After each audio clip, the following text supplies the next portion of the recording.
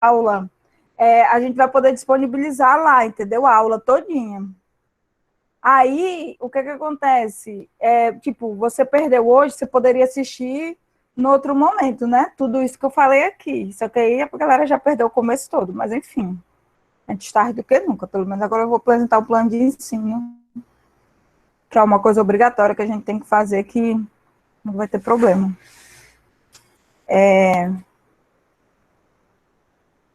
Bora lá. Ixi, tá pequeno também, peraí. Ó, gente, plano de ensino aqui, tá? Disciplina de educação ambiental, 60 horas, ensino via TICS. Isso aqui é o código da turma, gente, é o código da turma lá no Classroom, tá? Bem aqui, ó. Se vocês botarem aqui no começo, vocês vão ver que tem um código aqui, ó, tá vendo? Código da turma. Esse código vocês podem usar, em algum momento eu não estou conseguindo entrar, pode pedir o código da turma, vocês clicam que vocês conseguem entrar. Vocês escrevem esse código que vocês conseguem entrar. Aí, aqui, a ementa geral da disciplina é essa, né? Vocês dão uma olhada lá. Mas, basicamente, o que a gente vai saber de educação ambiental? Como ela surgiu, para que ela serve, né? Por que a gente precisa de educação ambiental nos dias de hoje, já que o ambiente é tudo, se o ambiente é tudo, a nossa vida é o ambiente, porque a gente precisa de uma educação para o ambiente, se a nossa vida não é o próprio ambiente, sabe? Algo que a gente tem que discutir do motivo, vocês têm que entender, o motivo que nos leva a ter que ter educação ambiental, né? Alguns programas de educação ambiental, o PNEA, que é a Política Nacional de Educação Ambiental, e aí a parte que eu acho mais legal, né? Que é efetivamente a compreensão da educação ambiental enquanto um movimento para mudança de paradigma, para a gente ter uma pedagogia voltada para a educação ambiental, para a gente ter, no fim, as formas, os mecanismos, as ideias, as bases, os princípios de uma educação ambiental que promova mudança na vida das pessoas, né? Além disso, a gente vai ter projetos, roteiros, reflexões, a gente vou trazer alguns exemplos de grupos de educação ambiental que atuam aqui no Amapá, na Amazônia. Então, a gente vai ter esses momentos de roda, de conversa também, tá?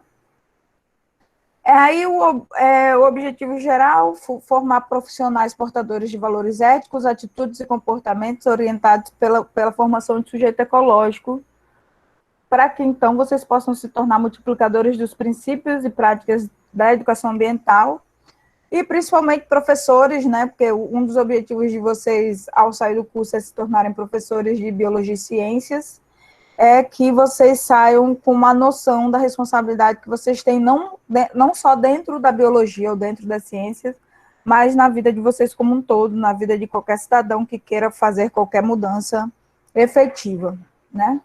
Aqui os objetivos específicos que eu quero que eu espero alcançar durante a disciplina, tá?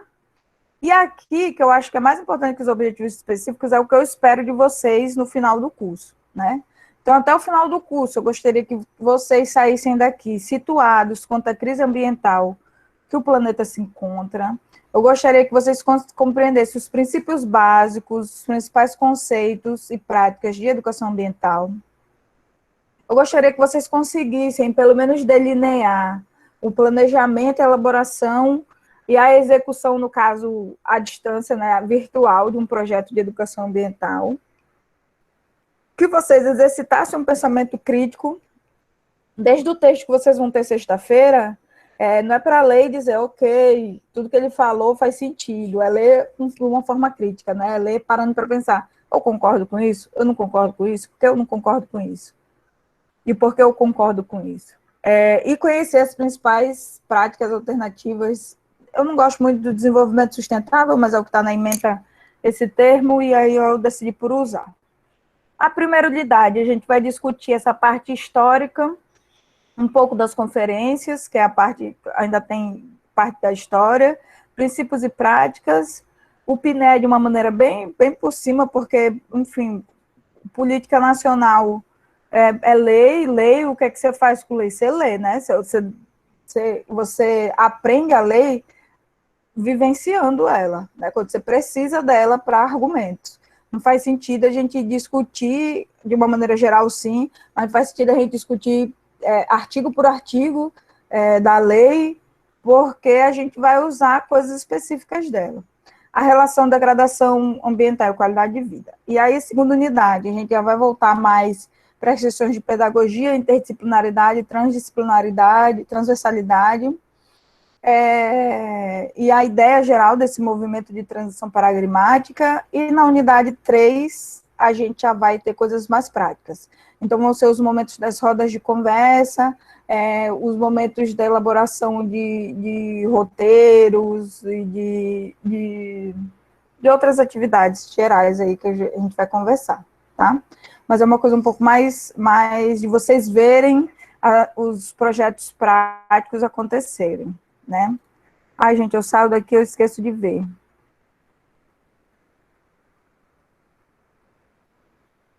Vai estar lá, Glauber, vai estar lá no Classroom, mas no final do vídeo, eu vou tentar explicar novamente. Mas essas atividades todas, está lá no Classroom, é só a pessoa abrir e ver coisa por coisa, sabe?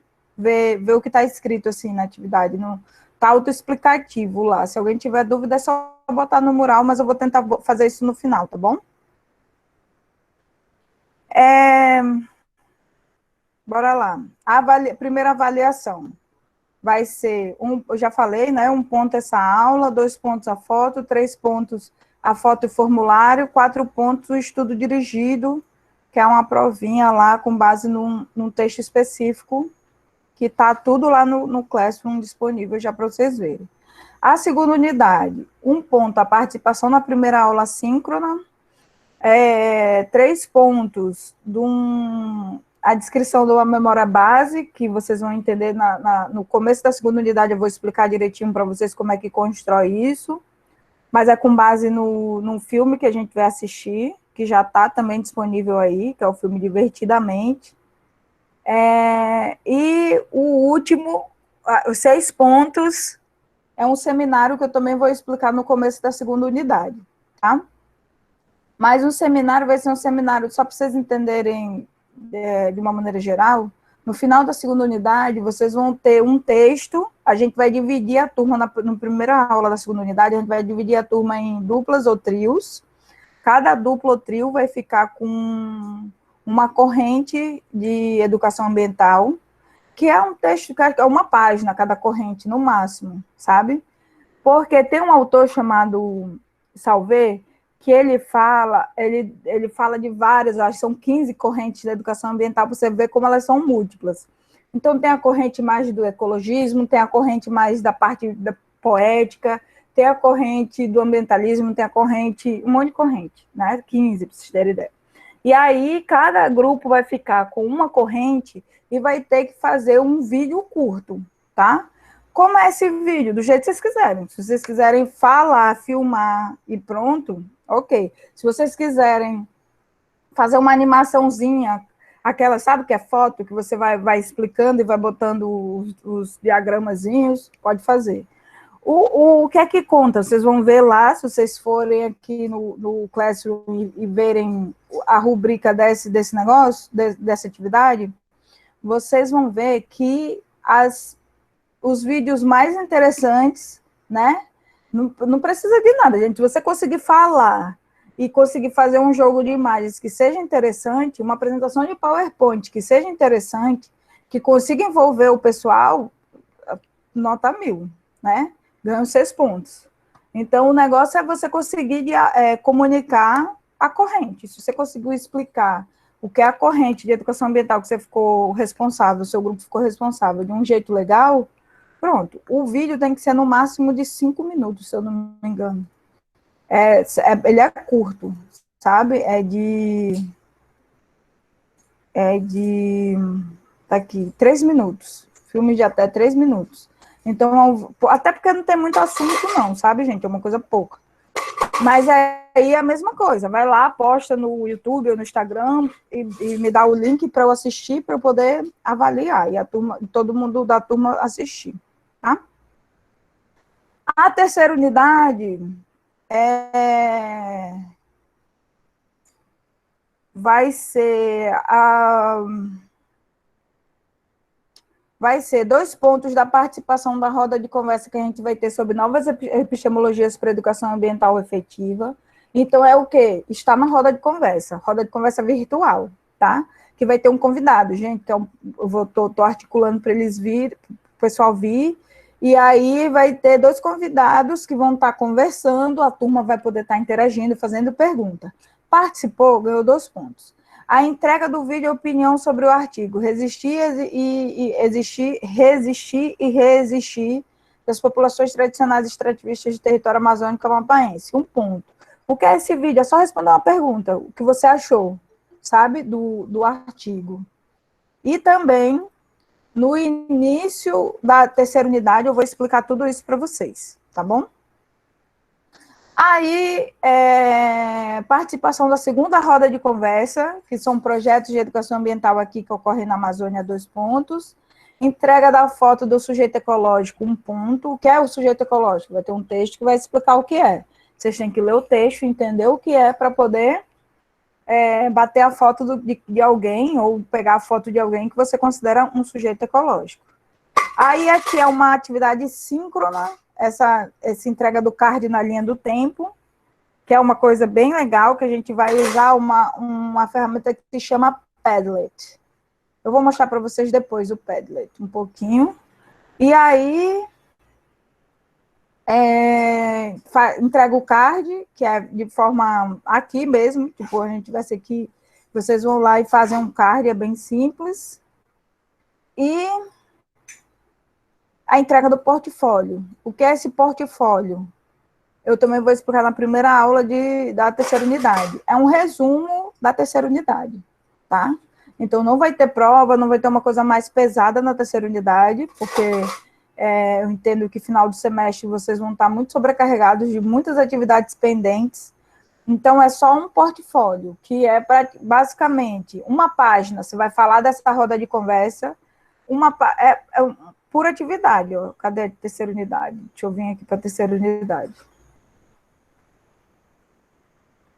Aqui, ó, começa a terceira unidade. Bem aqui, dia 26, começa a terceira unidade.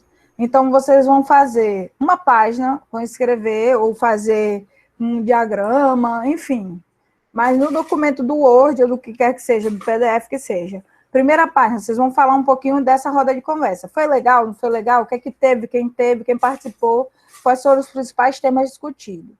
Na segunda página, um pouquinho do artigo com a sua opinião. E aí foi feito um vídeo, e aí a minha opinião foi essa do vídeo, uma página. Terceira página, a segunda roda de conversa. Foi assim, o participante foi esse, aquele, aconteceu isso, isso e isso. Quarta página, o sujeito ecológico. O que é o sujeito ecológico? Eu escolhi tal pessoa por isso, isso e isso. Quinta página, como a aula sobre novos caminhos para a educação ambiental, quais foram os principais aspectos abordados, o que eu achei mais legal, né? E sexta página, o card do Linha do Tempo, porque eu escolhi fazer esse card, porque o que foi que me chamou mais atenção, foi isso, a experiência foi muito legal, enfim, 6 páginas. Cada página, não precisa ser uma página completa, pode ter cheia de figura a página, sabe? Não é uma página inteira de texto. Pode ter print com que você participou, pode ter, enfim, o que vocês quiserem, vocês vão lá, vão botar, vão deixar bonito, legal. Então, não precisa ser uma página de texto, sabe?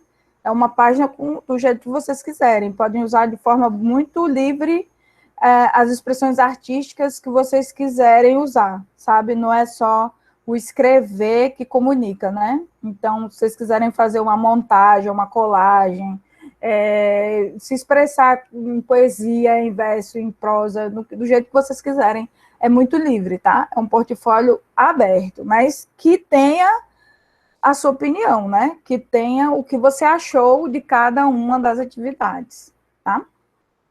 E vai ser em grupo, tá? Grupo de no máximo 5 pessoas por portfólio. Então, vocês podem até dividir ali quem foi responsável pelo quê, mas é isso, tá? Aí, ó, nossas estratégias de ensino vão ser um monte. Cadê as estratégias de ensino? Tá aqui.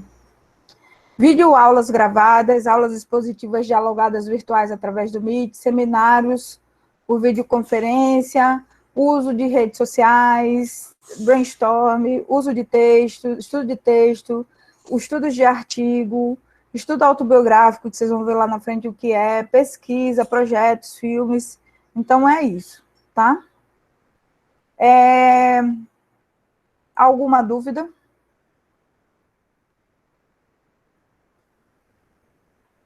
Não? Cadê o negócio, gente? Que eu estou apresentando.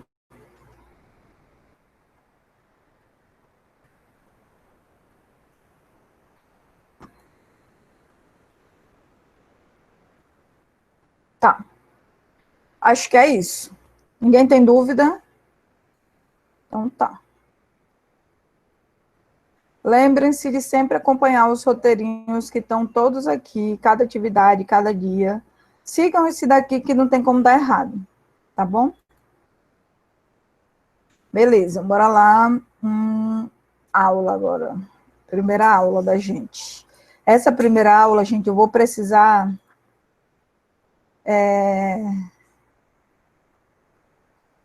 A Ana Cristina perguntou se esse último trabalho é em PDF. Pode ser em PDF, em Word, do jeito que vocês quiserem mostrar, sabe? Eu preciso de um arquivo do portfólio.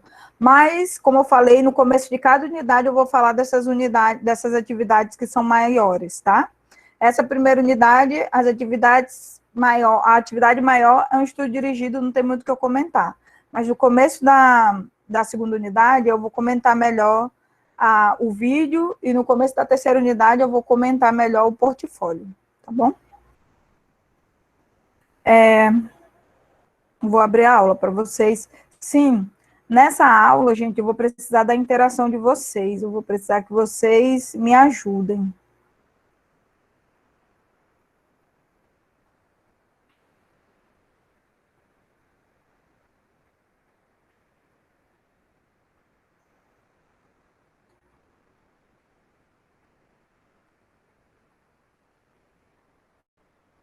Espera aí que meu computador é lento, gente, tá abrindo.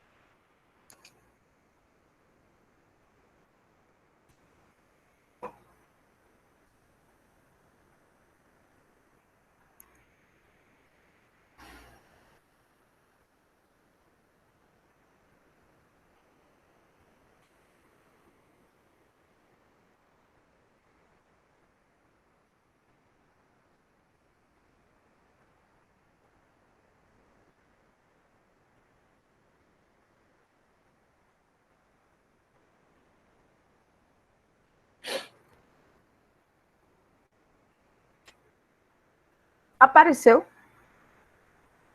Minha 2 horas tentando fazer um negócio, já estava aqui. Vocês estão vendo?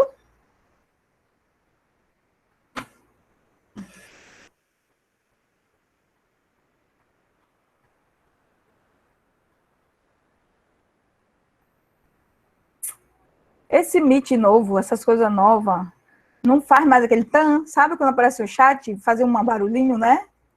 Vocês falando, agora não aparece mais. Ó, acabaram de mandar uma mensagem, Aí não aparece, não faz o barulhinho. Aí eu achava que não estava aparecendo. Bora lá. Então, gente, eu vou precisar da interação de vocês, porque eu vou precisar... Deixa eu voltar aqui.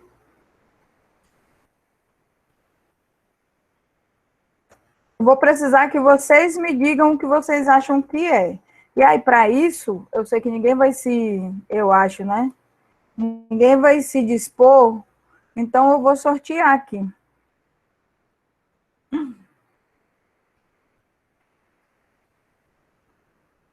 Tá?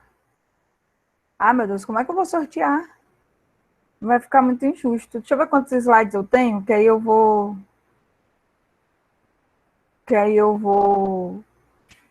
Eu vou ver se tem para todo mundo. 3... Tem para todo mundo. Ó, a dinâmica é muito simples, gente. Seguinte, eu vou... Vai ter para todo mundo, então eu vou por ordem alfabética, tá? A Ianca não consegue ver? Não sei o que aconteceu, então, Ianca. Será que é o celular? Será que é a sua internet? Fixe o outro perfil que aparece o nome da professora. É, Ianca. Vai ter o duas vezes, né? Vai ter Janaína e Janaína está apresentando. Aí você clica em cima, que aí vai ficar fixado o que eu estou apresentando. Tá bom? Tenta isso. Aí eu vou por ordem alfabética, tá? Como a Ianca também está no final, eu acho que dá tempo dela ver para ela também participar, tá? Dela se organizar aí para abrir a apresentação dela. Então, eu vou começar com a Aldenise. E aí, agora a gente vai ver quem está assistindo a aula e quem está...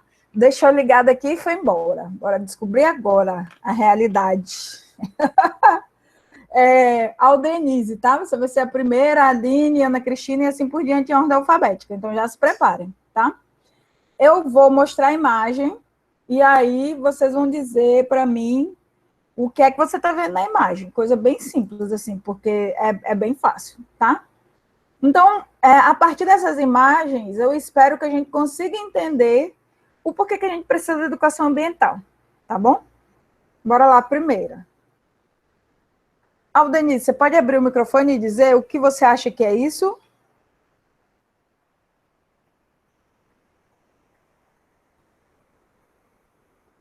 Vamos ter paciência, gente, porque é assim mesmo. Ó, eu vou dar alguns segundos, tá? Se a pessoa não abrir, eu vou passar para a próxima. Então tá. Bora para a próxima. Aline. Gente. Oi, Aline. O que é que você acha Olá. que é? Está bem pequeno aqui, porque eu estou vendo pelo celular, mas eu acredito que seja uma área de ressaca que foi invadida pela maré. Certo. Massa, Aline. Obrigada. Ó, gente, só para avisar que eu tô anotando o nome aqui de quem está participando, tá bom?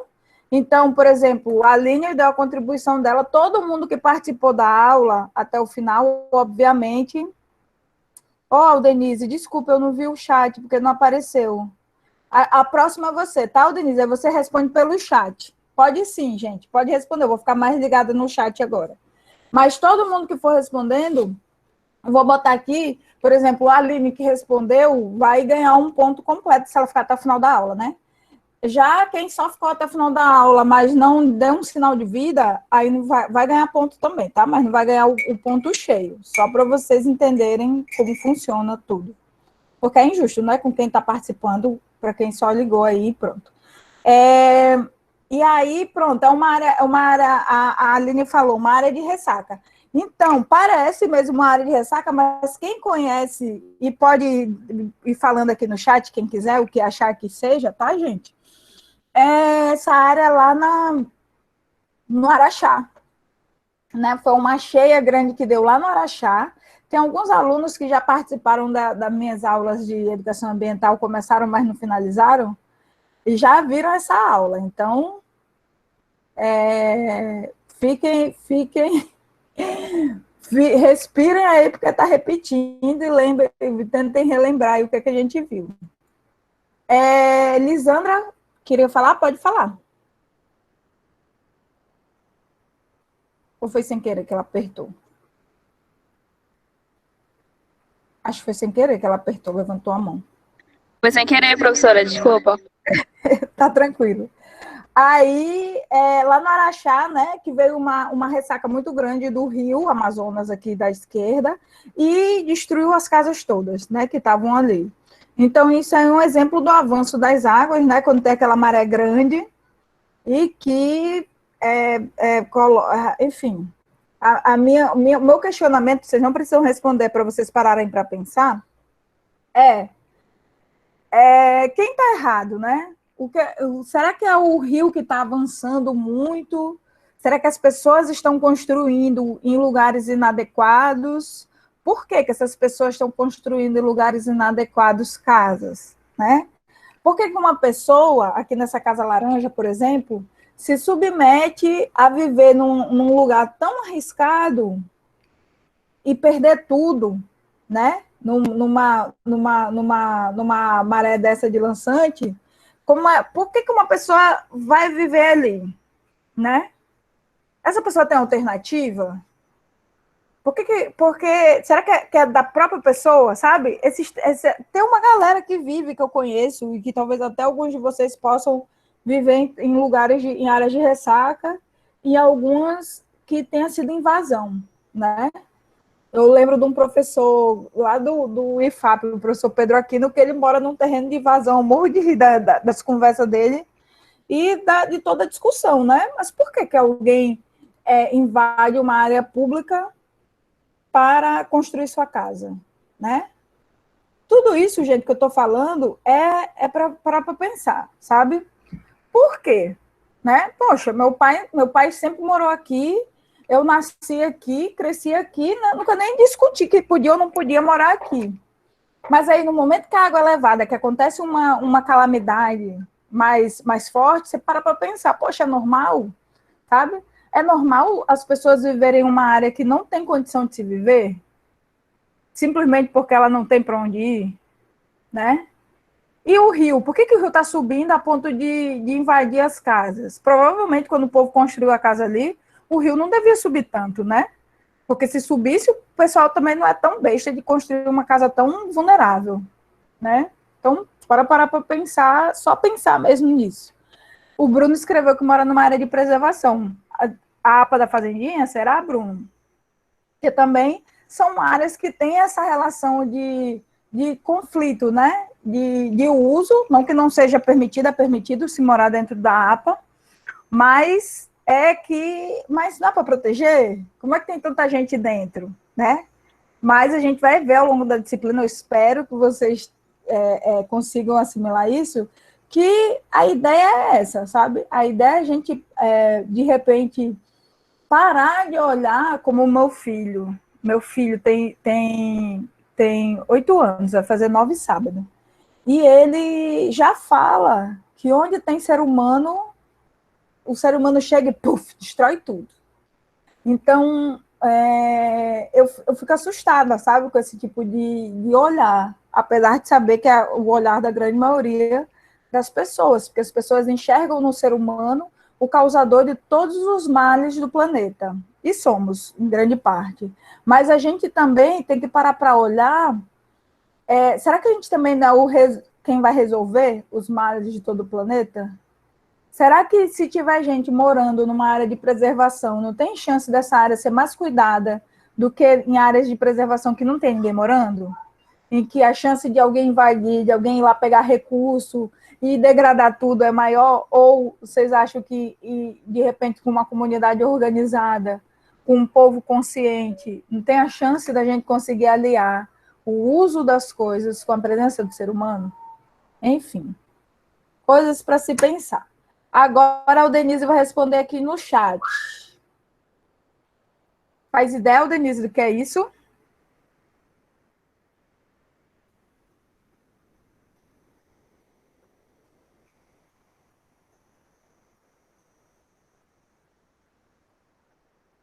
Tá pensando?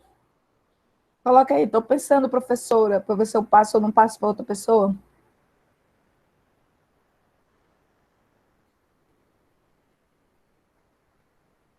Me dá agonia esse silêncio.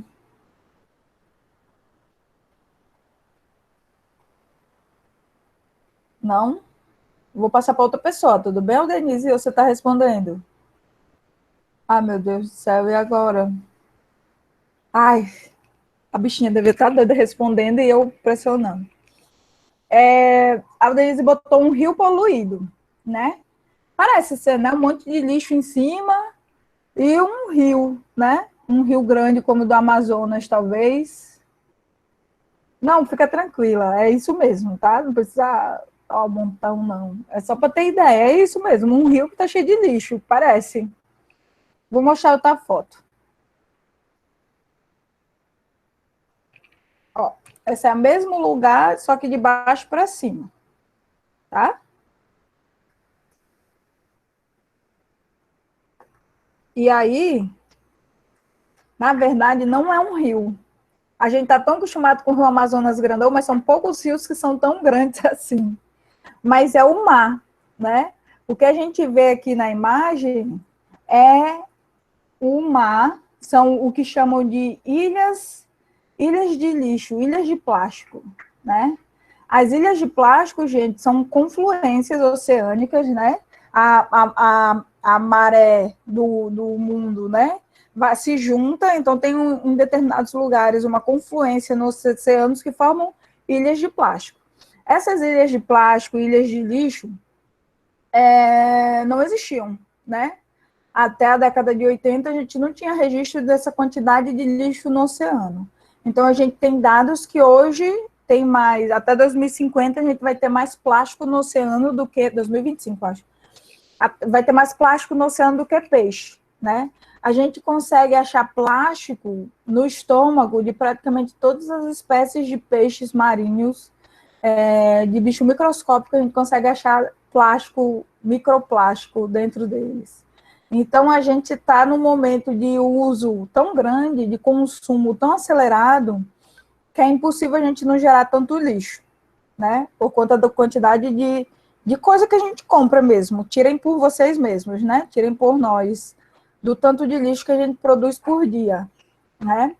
E para onde vai esse lixo todo? Ou para aterro, ou para o rio deságua no mar, e no fim vai para o mar, né?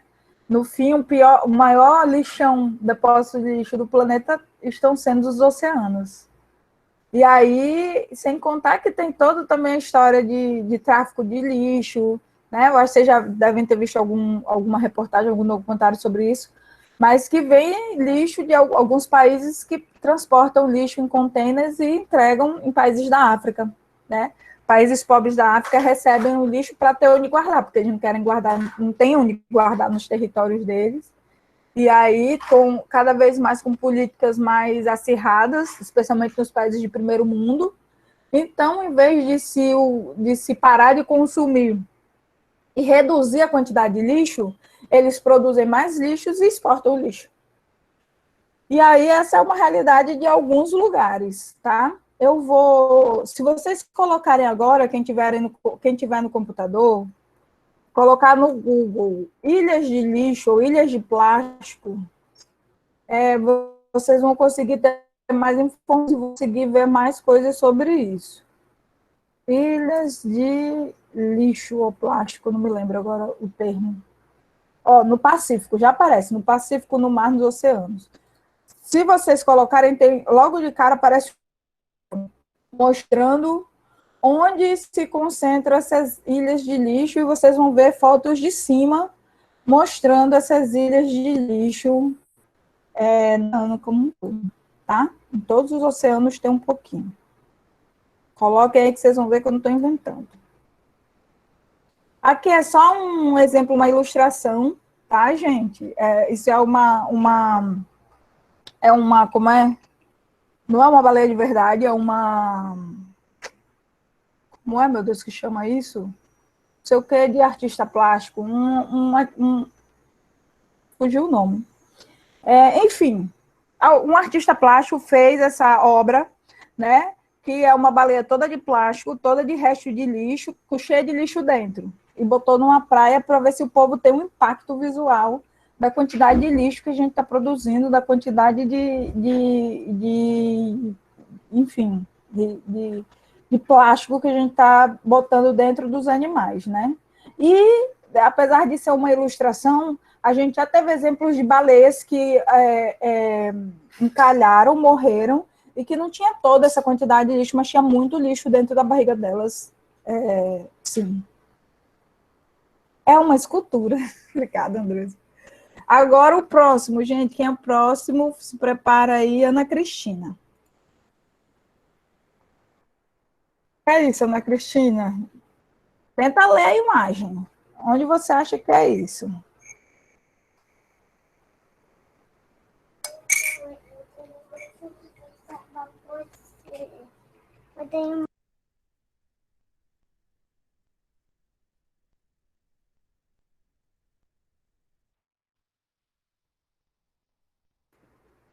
Poxa, Ana Cristina não está conseguindo ver a imagem. Alguém quer, em vez de eu ir em ordem alfabética, alguém quer falar, gente? Alguém quiser abrir o microfone? Porque eu acho que vai ser mais fácil.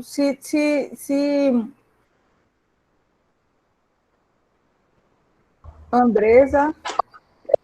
É uma inundação? É uma inundação. Você faz ideia de onde foi, Andresa? Itália, Europa. Acho que é Itália também. Isso aí. Na Itália, gente. Foi em Veneza. Foi, eu acho que há uns 2 anos atrás, ou 1 ano atrás, teve o mar subiu, sabe? Não foi isso aqui, não. Um rio grande, que não sei o que veio, ou sei lá. Foi o mar, simplesmente, a maré. Veneza é uma das cidades que estão abaixo do nível do mar, né? A Holanda também, algumas cidades como Amsterdã e tal. E aí, o que foi que aconteceu? O mar subiu, a maré normal. O que a gente tem visto ao longo do tempo? Um aumento do nível do mar, gradativo, relacionado principalmente ao aquecimento global. Isso é uma coisa importante, que eu ia falar aqui no começo da aula e não falei. É que, gente... Que horas acaba a aula da gente, hein? 12h10, tá? Dá tempo. É que tudo que eu for falando aqui, gente... Poxa, Ana Cristina, vai ter problema. O próximo você fala. Tudo que eu estou falando aqui é baseado em ciência, tá, gente? Hoje em dia, com o discurso, com a forma como a gente vive, em que há uma descredibilização da ciência, em que tá havendo cada vez mais o pessoal vem e fala, é minha opinião.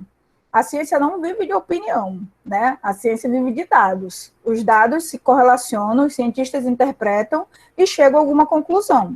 Na ciência, também, a gente não tem sempre unanimidade, tá? Por exemplo, a teoria da evolução de Darwin, a unanimidade. 100% praticamente dos cientistas, 99, alguma coisa, consegue ver evidências científicas fortes de que a evolução natural se deu através do processo de seleção, a evolução das espécies se deu através do processo de seleção natural descrito por Darwin, tá? E aperfeiçoado por outros cientistas depois. Isso, quando 99% dos cientistas dizem isso, a gente considera isso como uma teoria que tem grande chance de ser verdade, né? Uma teoria. Lembrem das diferenças, né? Entre teoria, hipótese e lei, tá? O que é uma lei? A lei da gravidade. É um fato incontestável. Não tem como se discutir a gravidade, tá? A gravidade acontece porque a gente tem uma massa, já conseguiram explicar de uma forma desde Newton até hoje. Então, isso é um ponto. Agora, o que eu estou falando daqui, que eu vou começar a falar de aquecimento global e tudo mais, são o que dados científicos vêm indicando ao longo da última década, tá? Então, os dados científicos mostram um aumento na temperatura do planeta, e as causas desse aumento estão relacionadas ao aumento da emissão de CO2 no planeta. O que é CO2? Dióxido de carbono. Lembrem da aula de respiração, né? A gente respira oxigênio, expira dióxido de carbono. O que mais solta dióxido de carbono? Tudo que queima combustível fóssil, né? Tudo que queima combustível. Queima madeira, libera dióxido de carbono. queima de gasolina, que é o que faz o motor girar, né, dos carros, libera. As fábricas, né, que usam energia e produzem queima. Tem muita fábrica ainda que usa motor termoelétrico. A gente aqui no Amapá tem um monte de motor termoelétrico que gasta, queima gasolina. Libera CO2. Aviões liberam muito CO2. Então, tudo que gasta gasolina, tudo que se queima, libera CO2. A gente tem um nítido crescimento, vai ter uma aula que eu vou mostrar todos esses crescimentos, essas curvas de crescimento, da década de 50 para cá, né? Um aumento grande, que iniciou em 1802, mais ou menos, 1800 e pouco, que foi com a Revolução Industrial, né? Então, em 1872, eu acho, a gente tem a curva começa a crescer, porque foi quando inicia a Revolução Industrial, que a gente inicia uma queima de combustíveis fósseis muito, muito acelerada, de madeira e de tudo, no mundo como um todo, e a gente tem, então, esse aumento de CO2 na atmosfera. O nível de CO2 aumenta na proporção em que o planeta também tende a aumentar. Então, a gente tem ali os últimos anos como os anos mais quentes registrados, né? A gente foi tendo recordes, 2014, 2015, 2016, 2018, 2020, foram sendo registrados os anos mais quentes, cada um mais quente do que o outro, e batendo recorde do planeta, né? O aumento da temperatura geral do planeta promove, consequentemente, derretimento de gelo. Derretimento de gelo provoca aumento do nível do mar, né? E aí é como um copo, né? Imagine um copo cheio com água, que a gente vai ter uma pedra de gelo aqui em cima. Se o gelo derreter, vai aumentar a quantidade de água, né? É bem óbvio. Então, a gente está vendo essa tendência, né, de mudanças climáticas de uma maneira geral. E aí, o que foi que aconteceu em Veneza? Aconteceu isso. Inundou tudo, inundou eu acho que tem até essa foto. Inundou não, não tem. Inundou o Congresso, né, de Veneza, inundou tudo. E pronto, o povo ficou andando assim, ó, de plástico e morrendo de medo, né? Porque vocês sabem que a Europa é um pouco mais preparada, os países de primeiro mundo, de uma maneira geral, são um pouco mais, os governos compreendem um pouco mais verdade essas questões de mudanças climáticas, com exceção dos Estados Unidos nos últimos 4 anos, né? E aí é isso, tá? Bora para o próximo. Será que a Ana Cristina vai conseguir ver agora? Olha, Ana Cristina. Será que você está conseguindo ver?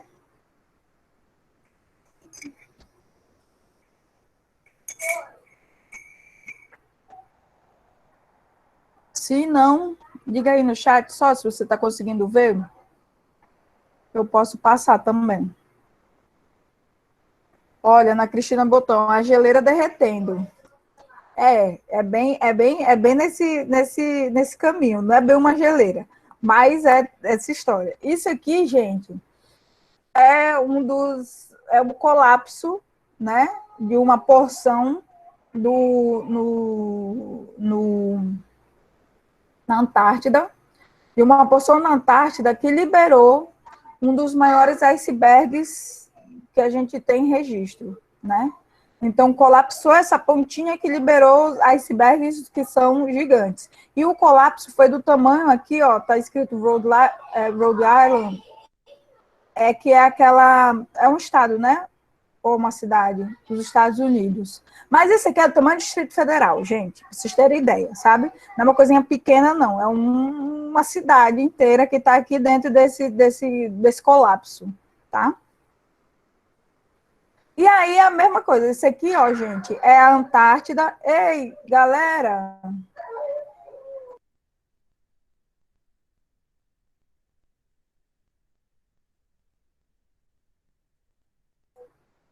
Desculpa, gente.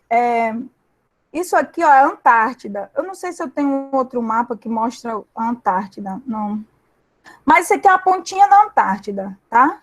Então, a gente tem aqui os locais e tal. Aí tem aqui essas partes, lance A, lance B, lance C.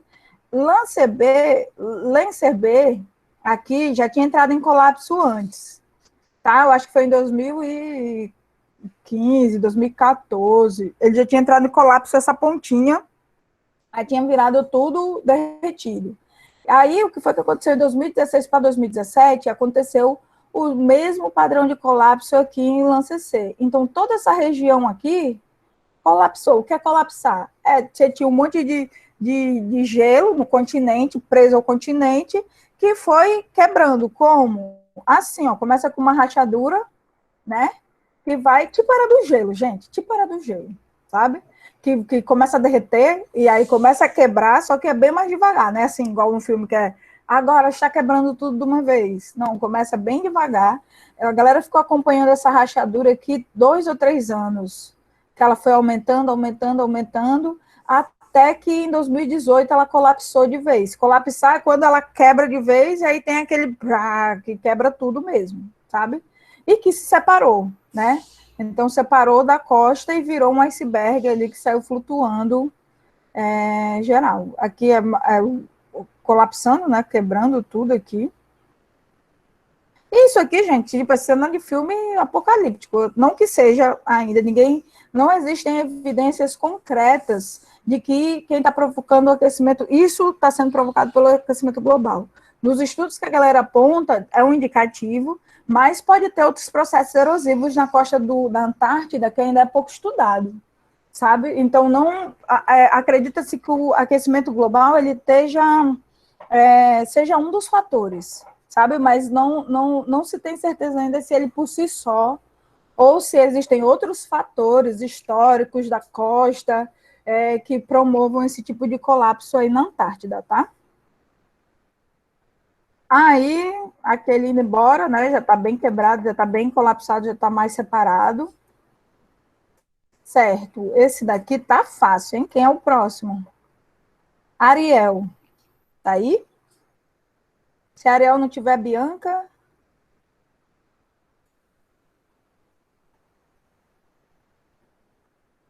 Oi, Ariel. Ariel vai falar. Abre o microfone se você puder. Se você não puder, pode escrever aí, Ariel. Enquanto a Ariel está escrevendo, a Ana Cristina pergunta, a questão de vulcão pode ser também um indicativo? Poderia ter algum indicativo, mas ali nessa região não tem, tá?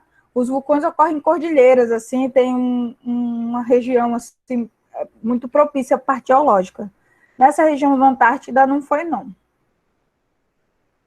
Ixi, tá todo mundo já dando dica aí para Ariel. A Fernanda botou isso aí em Macapá, Ramon falou que é perto da casa dele. Pois é, eu lembro disso, passou no jornal, só que eu não sei muito bem. Isso aqui em Macapá, na Orla, Isso. foi... E é isso. É isso mesmo, isso aí é lá na Orla, perto do Perpétuo Socorro, ali, lá à frente. E aí, Ramon botou, tá um dos lugares mais lindos agora, que consertaram, né?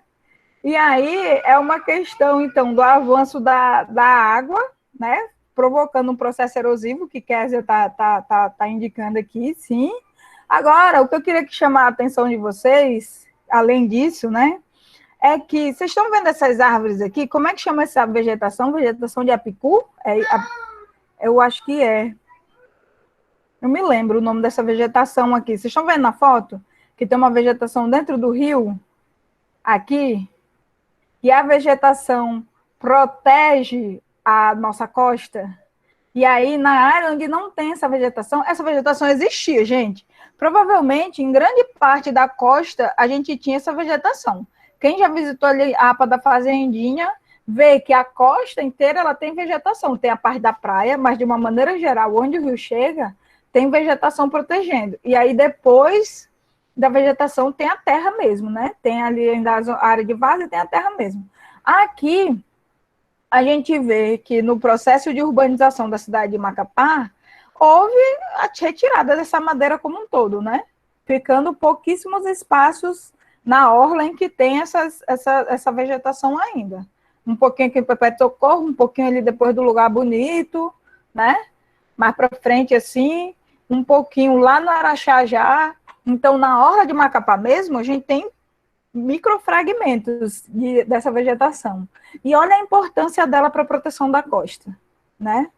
Então, a gente tem, de uma maneira geral, de acordo com que as cidades crescem, com que as cidades ficam grandes, as cidades vão desconfigurando todo o hábitat que está ao redor dela, né? Muda. Então, deixa de ser uma zona rural, que era a realidade de Macapá na década de 70, na época que virou território, né? Era uma cidade ainda, né, ainda muito pequena.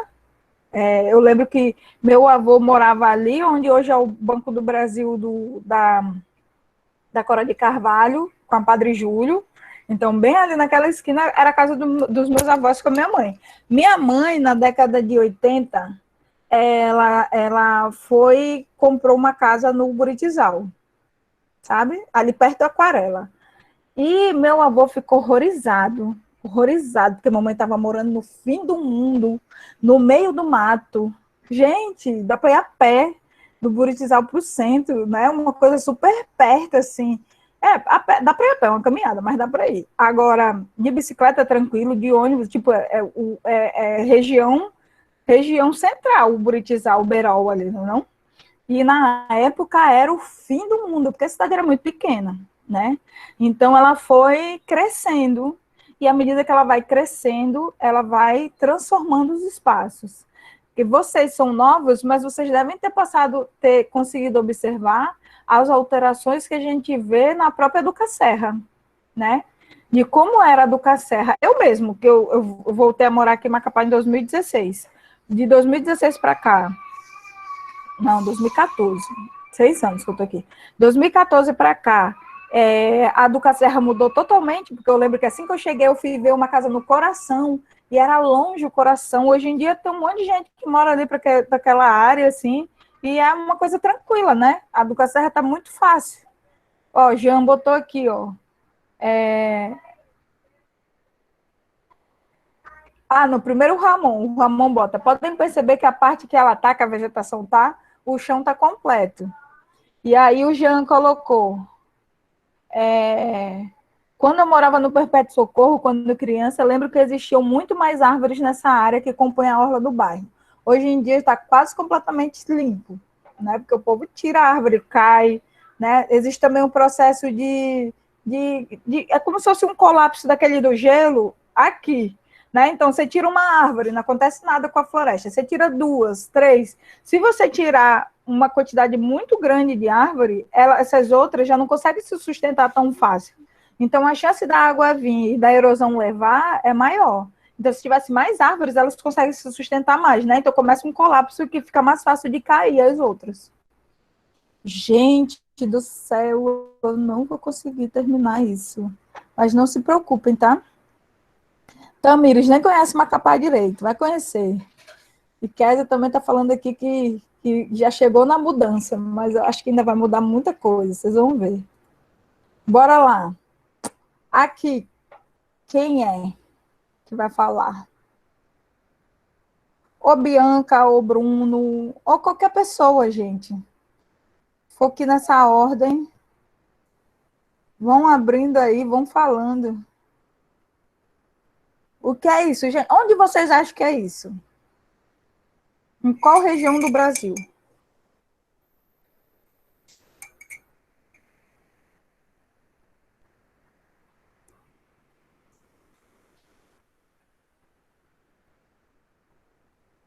Ó, o pessoal está falando que é Nordeste, Ianca botou Ceará, mas parece essas regiões do Nordeste que sofrem de seca, né? Eu acho que é o Nordeste, né? Não é? Parece. Porque é onde a gente vê que tem seca, né? Onde é que o povo sofre com seca? No Nordeste. Mas não é. É aqui, nessa região aqui. Onde é essa região? Sudeste. Isso aqui, gente, aquela foto também, é uma região próximo à Serra da Cantareira, sabe? Ali em São Paulo, Minas, essa região que essas fotos foram tiradas em 2015, né? Então, essas secas, né?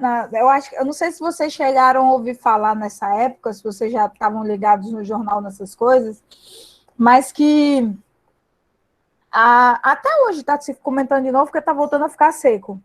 que a Cantareira, o reservatório da Cantareira, que é quem alimenta, que é quem leva água, né? A principal fonte de água de São Paulo, dessa grande capital e mais das cidades ali do norte de São Paulo,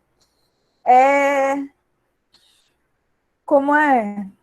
O povo fala, que a Cantareira tem que estar até tanto para a gente não sofrer de racionamento, porque o volume morto da Cantareira se chegou no volume morto, né? Por quê? Porque a seca está tão grande que a água, a água que tem no reservatório está no limite, né? O volume morto é o tanto que nunca checou tanto, né?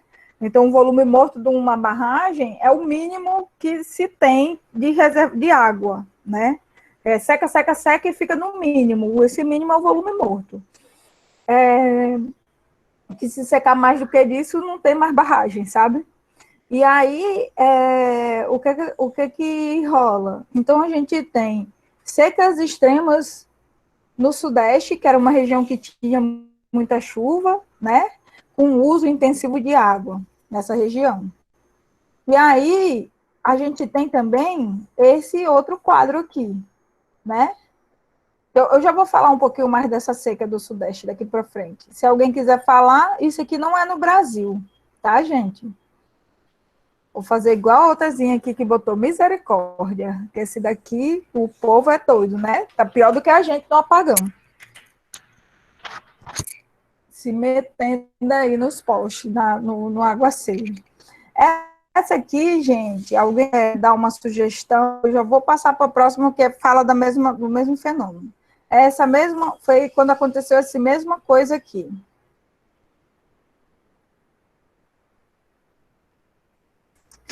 Tem a cara da galera de Belém. Não, menina, não é aqui no Brasil, não.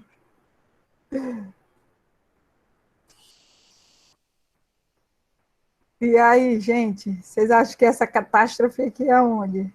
Olha só. Eu acho que foi em algum tsunami na Ásia. Isso, Filipinas, Ásia. Isso aí. Ai, gente, não começa não, com esse negócio de Belém e Amapá, que eu fico arrasada. Bianca Denise foi teve o tsunami, esse foi o mega tufão das Filipinas, né? Que foi 2015, 2016, se eu não me engano. Que gerou um tsunami, que gerou alagamento, que matou um monte de gente, nem me lembro mais, mas foi mais de 1.000 pessoas que morreram nesse evento climático extremo, só lembrando, tá, gente? Só lembrando. Que eu lembro que quando teve esse negócio aqui do furacão nas Filipinas, que gerou tsunami e tudo mais, eu não lembro agora exatamente quantas 1.000 pessoas morreram, mas foram, assim, uma devastação, sabe? Vou ver aqui no Google, só para eu lembrar, para a gente fazer um comparativo do tanto de gente que morre hoje no mundo e a gente não está nem. Números.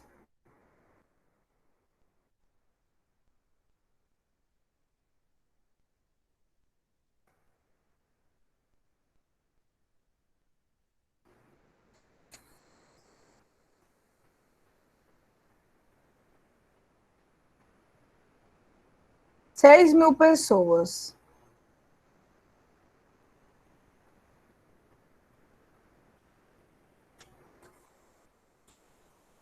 Tufão Ryan. Aí, gente, para vocês terem ideia, né? Só aqui no Brasil, 6.000 pessoas. Foi, tipo, o evento uau, né? Caraca, morreram 6.000 pessoas. E agora a gente tem, em menos de um ano, 200.000 pessoas morreram de Covid, né? Para a gente parar para pensar na importância que a gente está dando, ou que a gente não está dando, né? Para a quantidade de gente que está morrendo, sabe? Isso é muito, muito sério, da gente parar para pensar. Aí, gente, a gente tem aqui, eu só quero chegar mais em alguns, eu já vou passando um pouco mais rápido, porque a gente tem 4 minutos de aula, né? Eu, como sempre, falando demais. Eu vou passando só alguns rápido, tá? Aí depois eu volto aqui. Aqui é aquele gráfico que eu falei antes, do nível do mar subindo, né?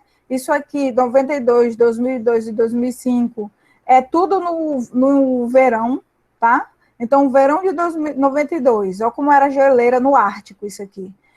Verão de 2002, olha o tanto que descongelou. E verão de 2005, olha o tanto que descongelou muito mais, né? Então, a gente está vendo aí esse processo de redução das geleiras, da diminuição do gelo no Ártico, e que isso traz uma série de consequências, né? Não só o aumento do nível do mar, mas o descongelamento de permafrostes e de micro-organismos que estão congelados há um tempão e que têm um potencial de voltar, né? A gente passa por um processo de extinção em massa. A gente já teve várias extinções, vocês vão ter aula de paleontologia provavelmente comigo, e vocês vão ver que ao longo dos eventos históricos, a gente tem extinções em massas. Então, a última grande extinção que a gente teve foi a dos dinossauros, há 65 milhões de anos, que foi provocado pelo meteoro que caiu lá, e toda a história que vocês conhecem. Só que a gente está passando por outra extinção agora, só que essa é provocada pelos seres humanos, né? Essa extinção, então, ela está levando, ela é provocada especialmente pelo crescimento das cidades, que acaba com os hábitats, né? E acaba com um lugar onde os bichos têm para morarem, consequentemente, a gente não tem, o bicho morre. E a gente não mata um bicho, a gente mata a população inteira, que pode levar, então, à extinção das espécies como um todo, né? Aqui alguns animais que estão em extinção no Brasil. Aqui foi uma foto que eu peguei do Facebook, gente. Essa é uma espécie que está em extinção, né? A pantera está em extinção no Brasil, no mundo. E aí a gente tem... Eita, tá aí na frente, Theo. Vai lá pegar... Peraí, gente, um minuto.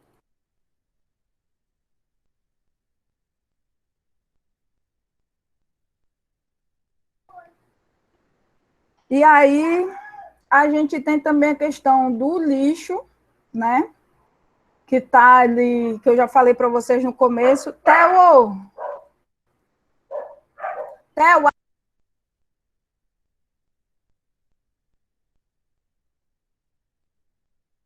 Agora eu tenho que pegar ali minha bolsa. Exatamente, Anca, o delivery chegou, o almoço. E aí, eu achava que ia acabar super rápido essa aula, gente, eu não acredito que eu estou aqui ainda com vocês, mas é porque foi tão legal. Aí, a questão do lixo, eu vou deixar disponível essa aula, e na aula que vem, vocês dão uma olhadinha nela, tá?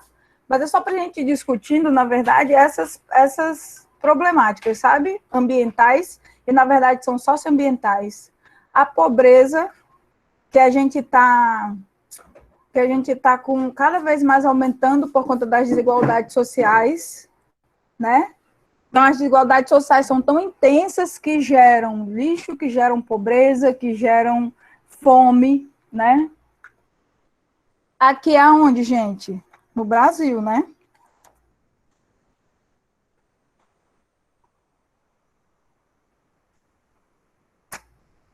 No Brasil já. No Brasil de Macapá. Lá no aterro de Macapá,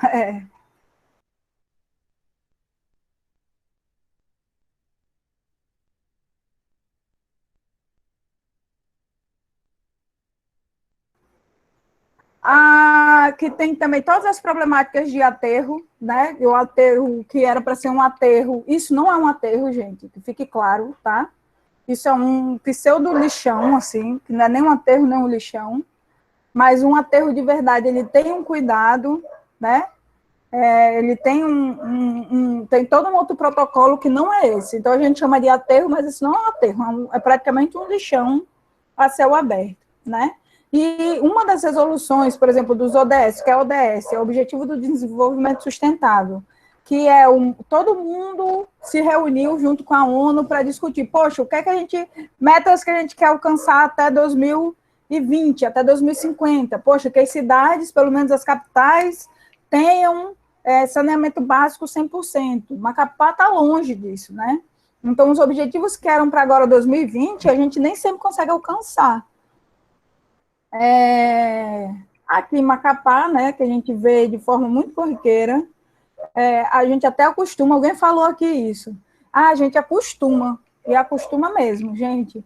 Quando eu cheguei em 2014 em Macapá, eu andava com careta. Todo lugar que eu ia, eu ficava assim, não acredito que é assim. Não estou acreditando que as pessoas normalizam isso, sabe? As pessoas normalizam um canal podre, né? Aí, esse canal aí. Todo mundo, o pessoal quer isso. É uma água que está indo para onde? Para o rio. Desse jeito, né? É normal isso? É normal a gente contaminar o rio e todo mundo junto dizer, é assim que é? Não é normal, sabe, gente? Não é normal. Não é normal a gente chegar em áreas de ressaca e ter um palmo mais de lixo acumulado ao longo do tempo. Não é normal a gente colocar, lógico, a gente tem uma grande responsabilidade, gente, a gente, como cidadão, é lógico que a gente tem que fazer a nossa parte, mas existe como é que chama?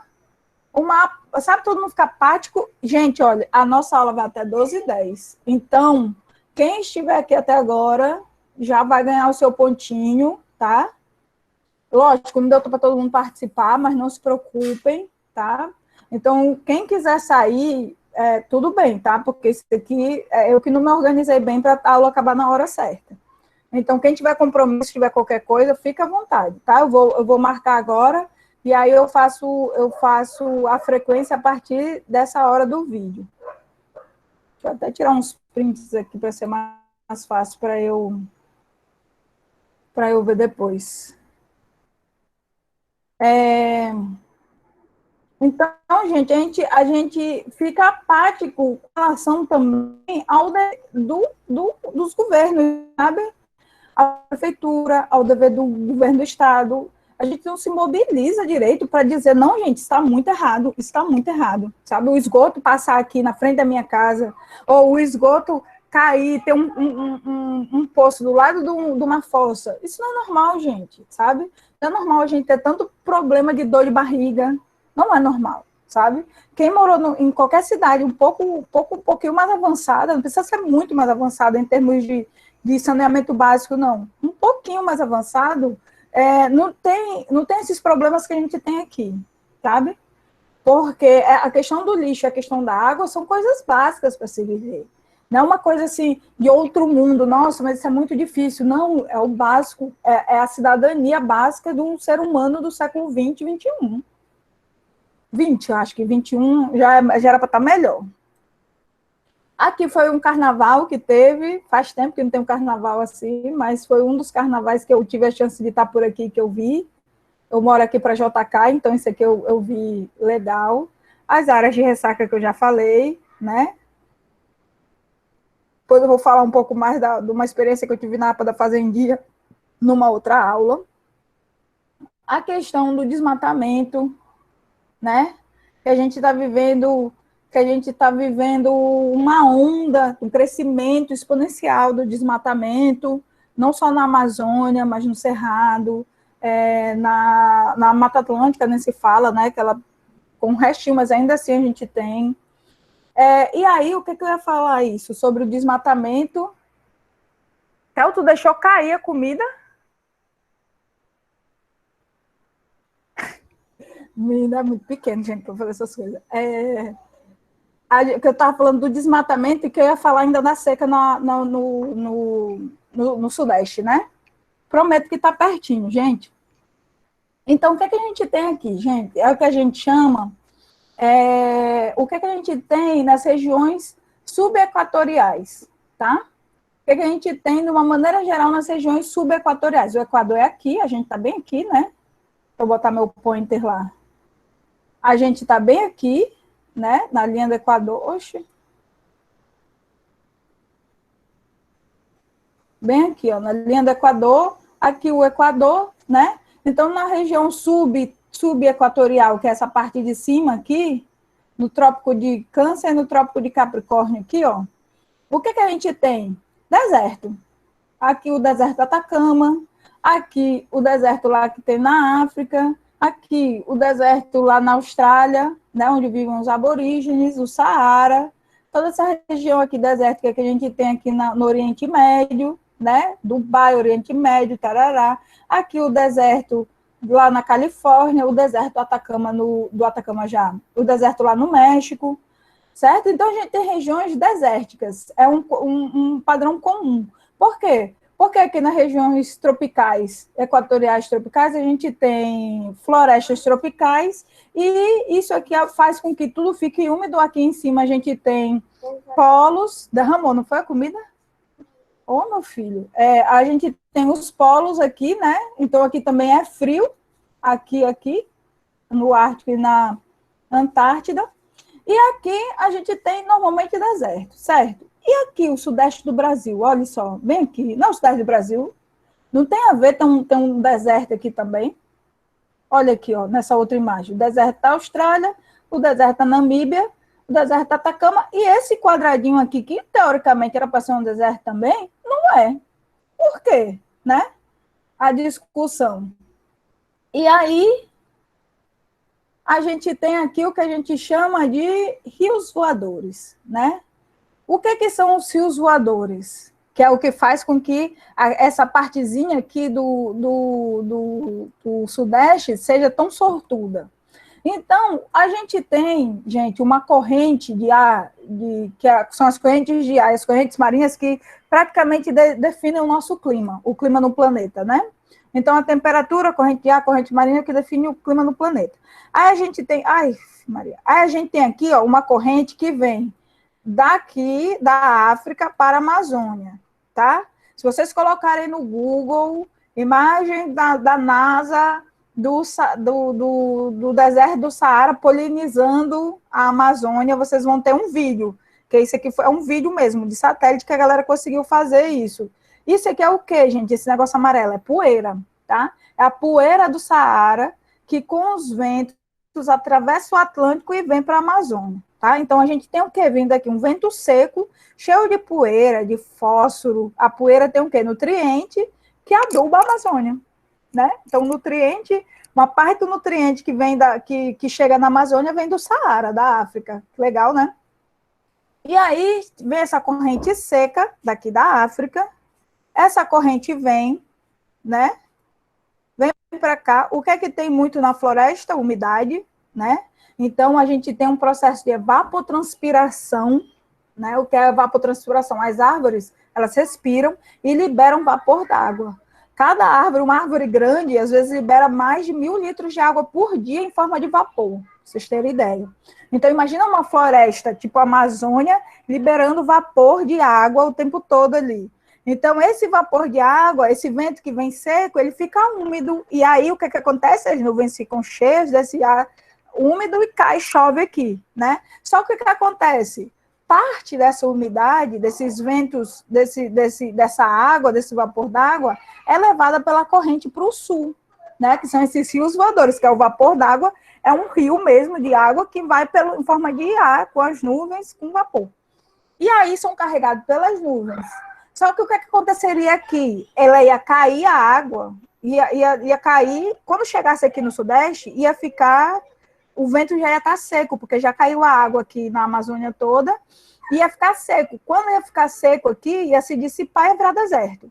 Só que por que isso acontece? Porque a gente tem uma sorte de combinar essa umidade com a Cordilheira dos Andes. Então, a Cordilheira dos Andes faz o quê? Faz com que esse ar úmido, em vez de passar e ir caindo, e cair todo de uma vez no lugar, ou ir se dissipando, faz com que a água, esse ar, em vez de se dissipar e ficar seco, ele encosta aqui na Cordilheira dos Andes. A Cordilheira dos Andes é fria, bate e chove, né? Então, condensa esse vapor de água, ele é condensado e chove. E chove aonde? No quadrilátero da sorte lá, que eles falam aqui, ó. Cadê? Aqui, ó, o quadrilátero afortunado, que é essa regiãozinha, né? Então, graças à Amazônia e à Cordilheira dos Andes, chove aqui a gente não tem um deserto. O que é que se discute cada vez mais? Será que... Menino, sai, garoto! Não, sério, Théo, tá terminando aqui, o povo tá assistindo a aula, tá prestando atenção em você. O que é que eu falando uma coisa super séria, gente, achando que vocês estavam amando a explicação, vocês, na verdade, estão prestando atenção no Théo. Théo, tô falando sério. Aí, nem me lembro mais o que eu estava falando. Sim, o desmatamento. O desmatamento. Se discute hoje que será que se desmatar uma porcentagem X da floresta, esse fenômeno vai ser reduzido, porque já que vai reduzir a evapotranspiração, vai reduzir a quantidade de chuva, né? A quantidade de umidade disponível, que talvez chova mais para cá e não chegue umidade suficiente para abastecer isso. Será que esse processo já está acontecendo? Né? Ainda não se tem indicativos claros, não, sabe? Se a seca que rola no Sudeste de vez em quando, porque tem outros fenômenos também, a Laninha, o El Niño, que potencializam isso. Mas será que quanto mais a gente desmatar a floresta, menos vai chover?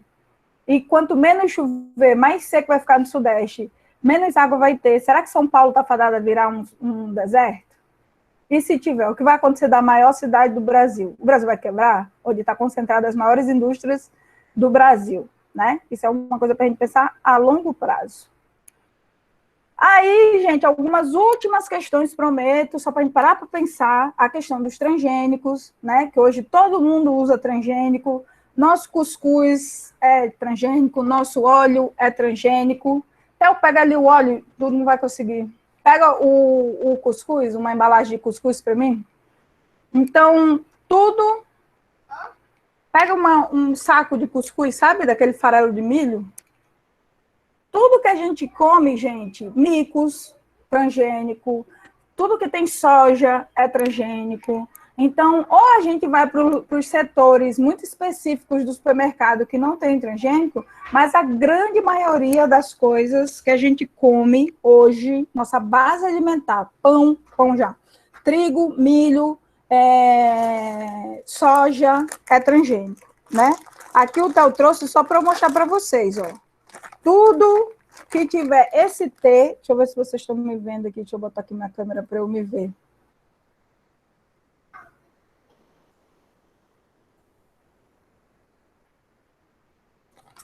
Ó, não sei se vocês estão vendo aí, porque eu não estou conseguindo me ver. Estou me vendo agora. Ó, tá vendo? Esse Tzinho aqui, ó. Tudo que tiver esse Tzinho, tem no óleo de cozinha, tem no cuscuz, né? Aqui, ó. Tem no milho de pipoca. Tem tudo, gente. Tudo que vocês verem que é cereal assim, ó. Se você não for no lugar específico do supermercado para pedir não ser transgênico, é transgênico.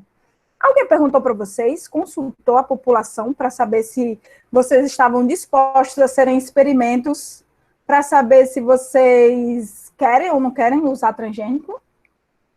Teve uma discussão no Congresso que foi aprovado e a gente passou a consumir alimento transgênico por volta de 2006. Foi quando teve essa mudança. E por que se usa transgênico, né? Porque é mais barato. Porque são sementes que são protegidas mais contra insetos, né, contra praga, são alimentos geneticamente modificados, os transgênicos, né? Basicamente é isso, ó. A gente tem uma bactéria, eu pego uma parte do DNA da bactéria, que é resistente a alguma coisa, né, que tem um interesse para alguma coisa, por exemplo, essa bactéria ela é resistente, peraí, filha, deixa eu terminar aqui, a um fungo que assola o milho. Aí ele pega essa partezinha do DNA da bactéria e insere no DNA da planta. Então a planta cresce sendo resistente a esse fungo que pegaria nela, né?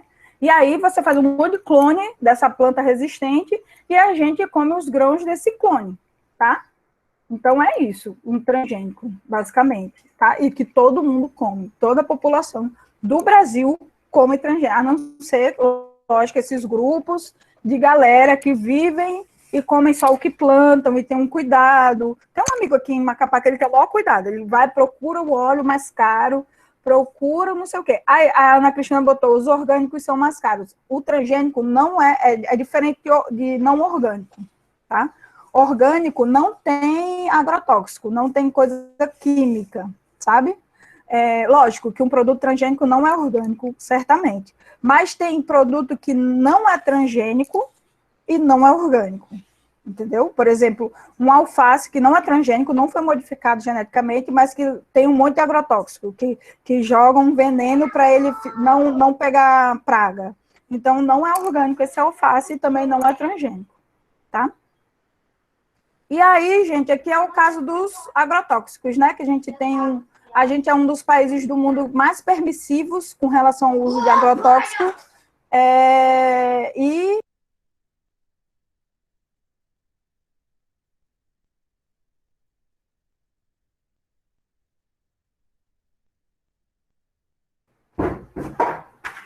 E aí, gente, desde 2018, a gente teve a liberação de um monte de agrotóxico que não era permitido. Aliás, que não é permitido em quase todo mundo.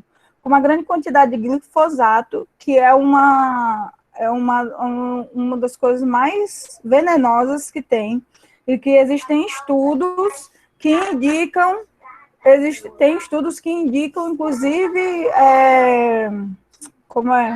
áreas que foram muito atingidas, onde é usado muito glifosato, com alto número de autismo, com alto número de problemas, de crianças que nascem com problemas, com uma formação congênita, tá?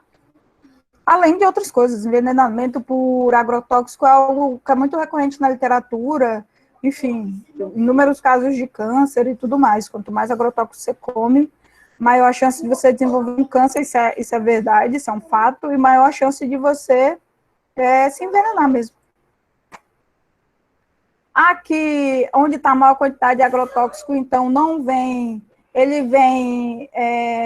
a primeira fonte de contaminação dos nossos rios é do lixo, da poluição mesmo das cidades, né? Da indústria da cidade. A segunda fonte são dos agrotóxicos, que caem lá na plantação e são carreados pelo rio. Então, tem um estudo que eu vi que tem agrotóxico no Oceano Atlântico, sabe? Que foi carregado pelos rios e chega no Caribe, por exemplo, sabe?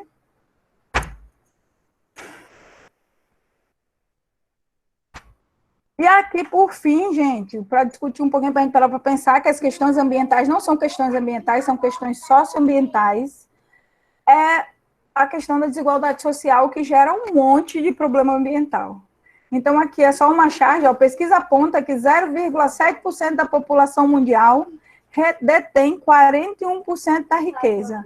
Então, menos de 1% de toda a população do mundo tem quase metade de toda a riqueza do mundo. Aí o cara falando para o filho, você me havia perguntado em que lugar você nasceu. Theo, licença. Você havia perguntado em que lugar você nasceu. Eu diria que foi mais ou menos por aqui. A pirâmide social, né? Que mostra que esses 1% da população que é super rica e que tem 40% da riqueza. Esse aqui, 90% da população, 99%, 95% da população retém quase nada. Isso é justo? Isso é certo? Faz sentido? A gente acostuma, né? Aqui, ó, só para vocês terem ideia, 6 bilionários do Brasil aqui, ó, tem a mesma riqueza junto, acumulado, né, de 100 milhões de brasileiros, gente. 100 milhões, 6 pessoas do Brasil têm o mesmo tanto de dinheiro que 100 milhões de pessoas juntas. Então, é muito desigual, né, gente? É muito um absurdo.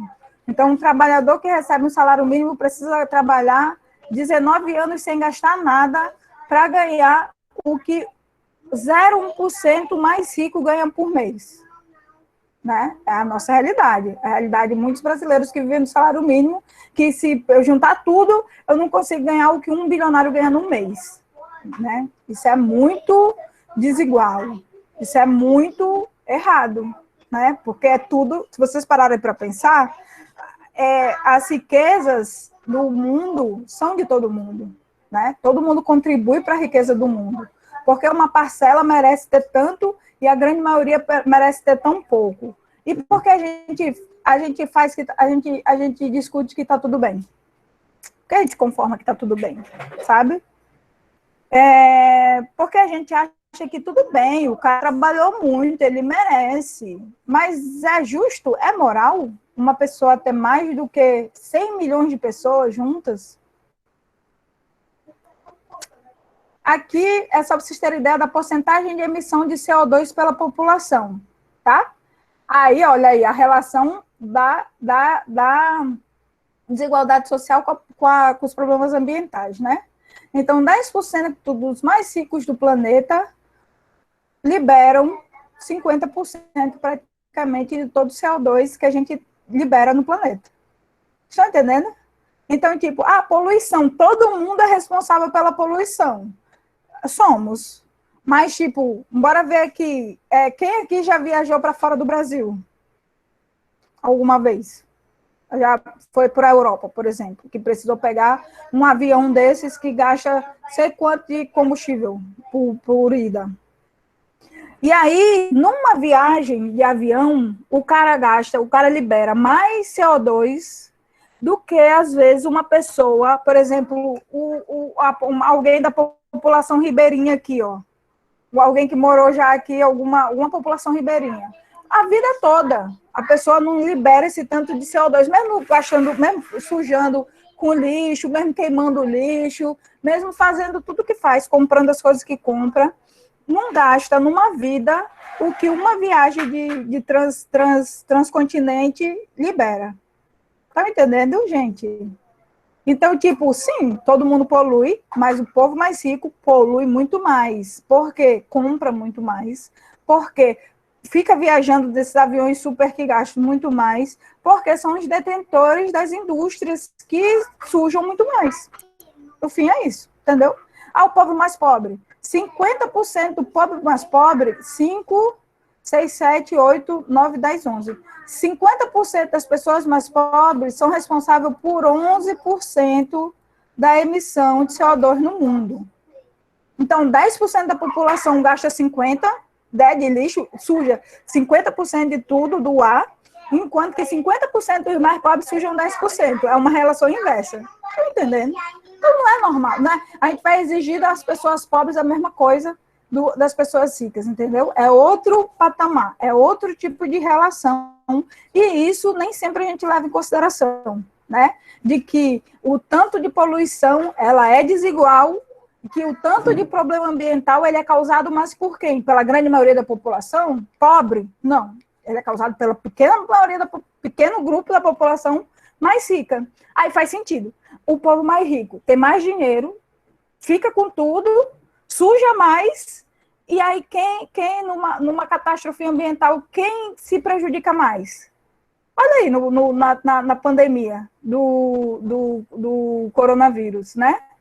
Quem se prejudicou mais? Quem morreu mais? Foi gente rica ou foi gente pobre? Quem ficou transportando o coronavírus através do mundo para chegar nos lugares? Foi gente rica ou foi gente pobre?